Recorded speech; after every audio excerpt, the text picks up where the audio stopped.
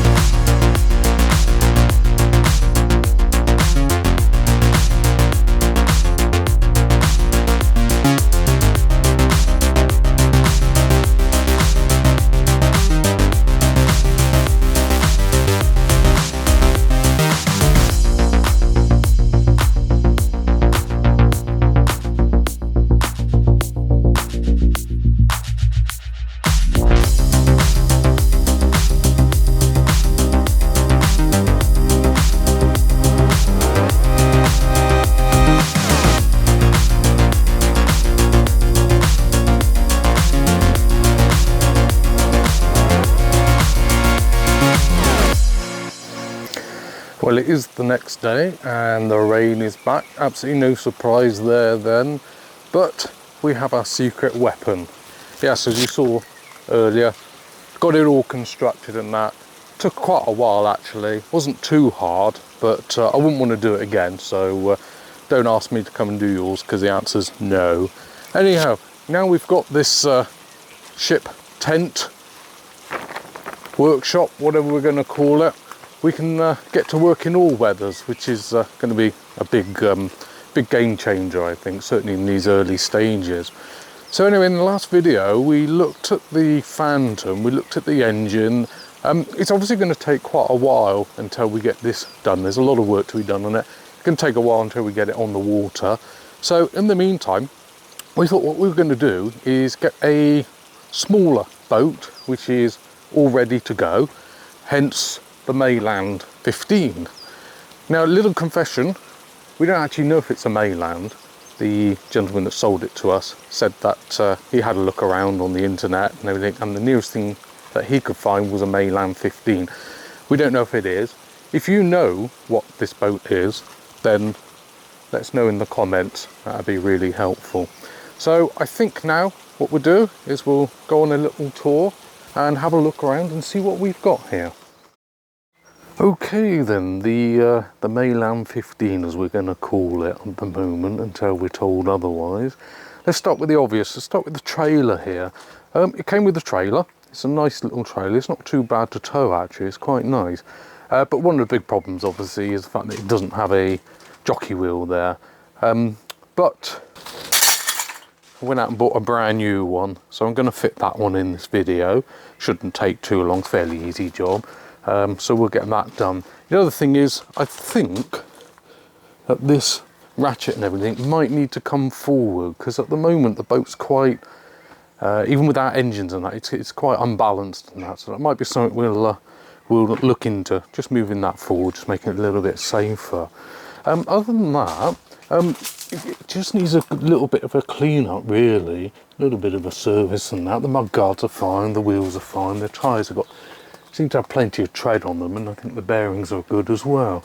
So overall, not really much to do to that trailer, which is really good. It's really nice. It's also good because it doubles up as a spare for any of the other boats and that. Looking at the boat, overall it's not bad condition. It's 15 foot long. It was on the water up until a couple of weeks ago, so it's all running, it's all there ready to go, but it needs a little bit of TLC. One of the worst things on here, really, the absolutely shocking thing, really, in my opinion, is these windows. They are absolutely shocking. Obviously it must have had normal windows, plastic windows in there with rubber seals and that. At some point someone's taken them out and they have, well, words fail me. So this is going to be literally the first job after that trailer, after that jockey wheel. I'm going to be pulling all these windows out.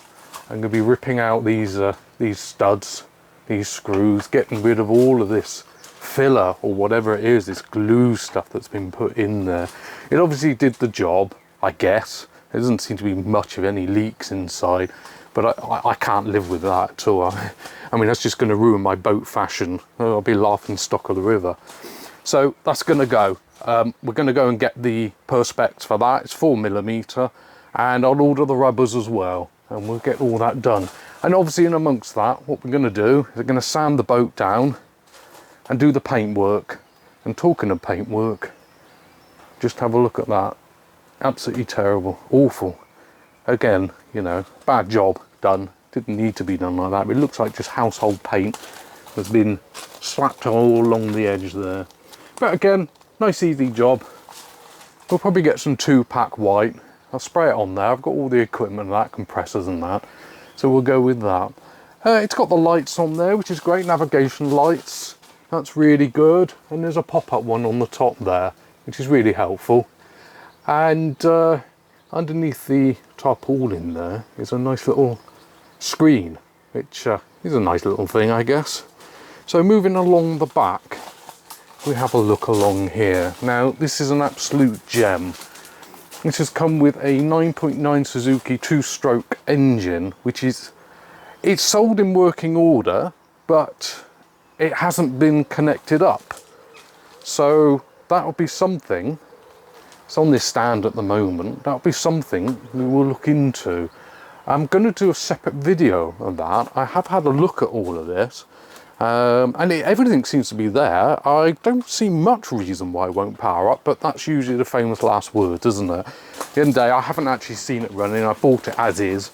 So we'll do a separate video on that. Will it run? And keep a lookout for that. If you know anything again about these engines and these boats, just leave a comment. It'd be very helpful. And the other gem, absolutely brilliant, is it's come with this Thomas 4 2-stroke air-cooled engine. Now I've actually got this running, and it's a beaut, absolute beaut. It's great. We can run it as it is without even putting it in the water. But a great little backup, excellent condition, and it doesn't have an inbuilt tank. There's a separate tank in there, so it has to run off the tank in the actual boat.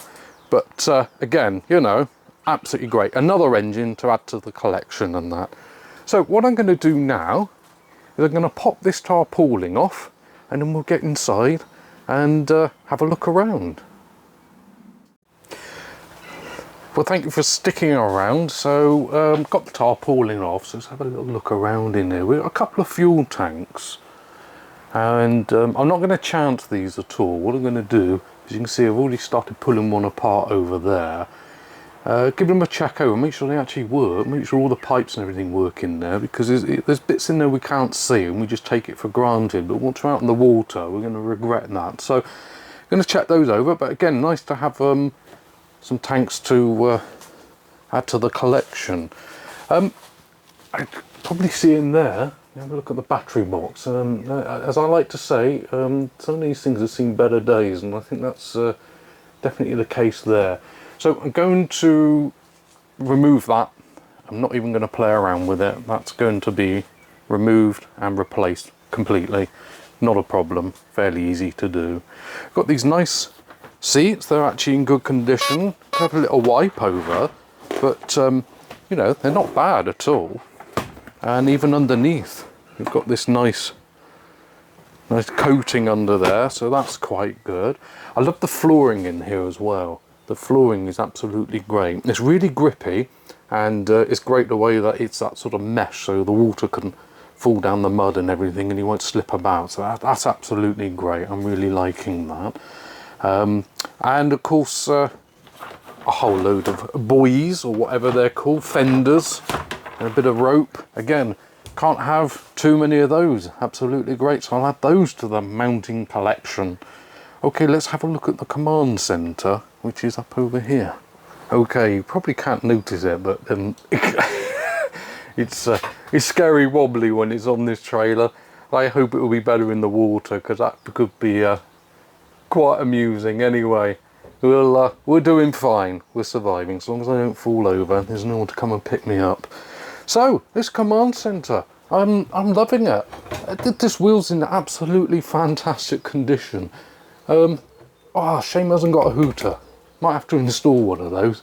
Never know when I might need that. I might put up one of those general whatever it's called. Anyway, I'm rambling. Let's get back to the boat. This, fantastic. Nothing to be done to it. Start and stop buttons for the engine, absolutely great. I love that. I hate using the key and everything. On the old controls here, again, in really good condition, and they've labelled everything up. Not that you need to label it, I mean, it's obvious what it is, but it's just that sort of attention to detail, and it runs lovely. I mean, I know it's not connected, but you know, sometimes these cables get a little bit clogged up and all that, and you've got a big problem. So apparently it's just a case of connecting that to the engine, and assuming the engine works and everything, we should be good to go. Got a battery with it as well. That's in the garage being charged. The oh, and the transom is in good condition. You know, it's going to need possibly some work, maybe way in the future, but not immediate, not for a long time. So again, I'm very pleased with that. And as I said, we bought the boat primarily with the intention of, you know, just getting out on the river, and I think it's barring a few little cosmetics, it's going to be ready for that. So let's get inside and see what's occurring in here. Okay, so a little bit echoey, so I hope you can still hear me. But again, you know, it's a cheery little boat. I mean, what you see is what you get. It's not really complicated, and you know, if you're really fussy, you could give it a bit of a cleaning here. Might maybe put a bit of carpet on the sides and that, but I don't think it needs that really. Not just to get out on the water. I mean, how much time we're going to spend sat in here just eating sandwiches and having cups of tea? I know Zia will probably spend all her time drinking tea if she could, but so anyway, we've got this little hatch here, which is, you know, great. I think that's going to need connecting up, but again, not a big job at all. Might give it a paint in here. This little hatch here is obviously not a toilet, but it's going to need a bit of attention in there. It's pretty disgusting, you know. I didn't really want to put much in there, but again, fine. Can clean that out. No big deal. Came with these oars as well. Hopefully we'll never ever have to use them, certainly not in emergency. And around the back here we have navigation lights and power. A few more holes to get a few more things in there. But yeah, I mean, really. Oh, and also we have a light. Absolutely brilliant. That's something, you know, you don't really think about, but it's a great help. And the other boats don't have that, so, you know, that would be a really good thing. So yeah, so overall, really nice. So that is a quick, brief tour of the Mayland 15 or whatever it's called. I'm really pleased with it. Jill's really pleased with it. What we're going to do first on this boat is going to get to work on the windows. That's the thing, that's really bugging me, that. So what we're going to get started on, we'll do the jockey wheel today, get that sorted, easy job. Next thing, go and get the perspex and start stripping down these windows and getting the rubbers in, and generally just making this little gem as we call it, prep it ready for the river, and then very soon we'll get out on the river. And as I say, also keep an eye out on a video dedicated to the Suzuki 9.92 stroke. We'll get that running as a dedicated video all on its own, so we can really concentrate on that start to finish. Got a lot of confidence in it. I think it will do well.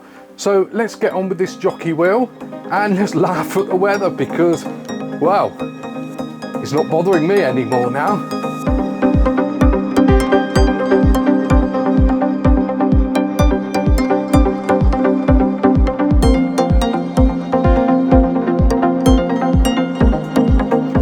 Okay, so I've got started on fixing the jockey wheel to the trailer, and as you can see, I put a clamp on there, set it up there, getting ready to drill the holes in there, but we come across a problem. This is an idiot thing that we seem to get all the time, it seems, in the trailers and the boat world, and it's probably one of the reasons why whenever we get a boat, someone says, oh, I was going to put a jockey wheel on, but I never got round to it. Well, they probably did, but they came across this problem. As you can see, it hits the winch. Well, what do you do about that? We could move this winch backwards on there, but then the trailers are going to become even more unstable than what it is now. I could move that forward to here, but then it could get in the way of this and maybe even hit the back of the car. Long and short of it is, I really don't know. We've got a trailer over there with the same situation. It still works, but you can't wind it, you can't do anything with it. So I'm just going to have a think about it. It's not ideal, but there's got to be a solution. So let me have a think and we'll come back and see where I get.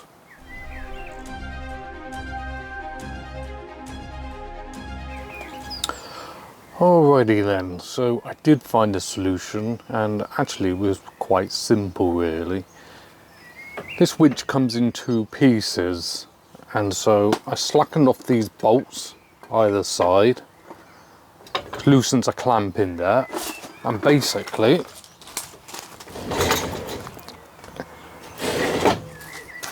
it slides up. So what I'm going to do is elevate that up there, tighten up these, and we have clearance. Come back in a minute and hopefully I've done it.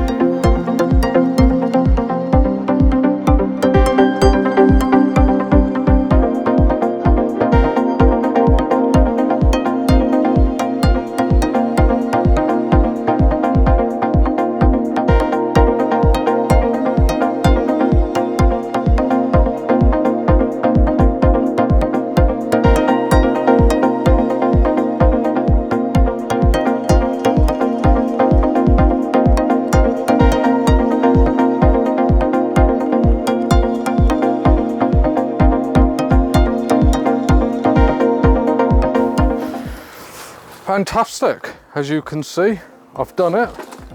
Jockey wheel's in place, doesn't clash, clamp works, bolted on super tight on there, much more stable, exactly what we wanted. So there we go. As I promised, we'd get that jockey wheel on today. That's the first job done on getting this Mayland back onto the water. Next job, start tomorrow, is we will get these god-awful windows sorted out.